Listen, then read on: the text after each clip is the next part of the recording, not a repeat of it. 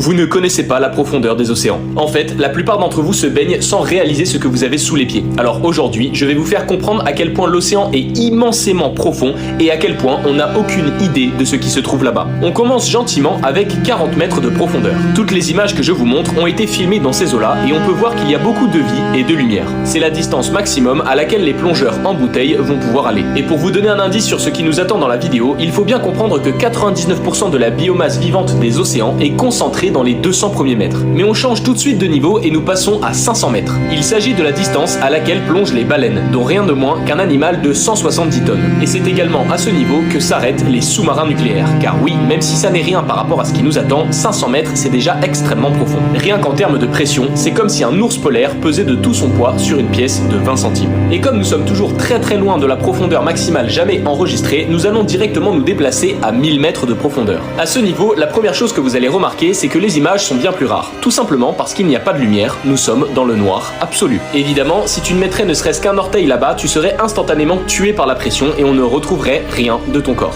En revanche, ce que tu peux retrouver dans ces eaux, ce sont des calamars géants. Car à cause de la pression et de l'environnement extrêmement hostile, la plupart des créatures connues sont atteintes de gigantisme, donc elles font des tailles démesurées afin de se protéger contre les prédateurs. Et quand je parle de gigantisme, il faut bien comprendre que le spécimen de calamar géant remonté le plus gros faisait pas moins de 750 kg pour 14 mètres de long et avait des espèces de lames de rasoir le long des tentacules. Et si on descend encore de quelques centaines de mètres, nous pénétrons dans le territoire du calamar vampire. Il s'agit d'une créature bien flippante qui possède un sang couleur bleu foncé et qui se nourrit de neige marine. Ses bras possèdent des photophores, ce qui signifie qu'il est capable de projeter des nuages de lumière bleue dans les profondeurs. Et pourtant, malgré toutes ces créatures incroyables, nous ne sommes qu'à 10% de notre voyage. Mais rassurez-vous, la partie 2 est déjà disponible sur mon profil.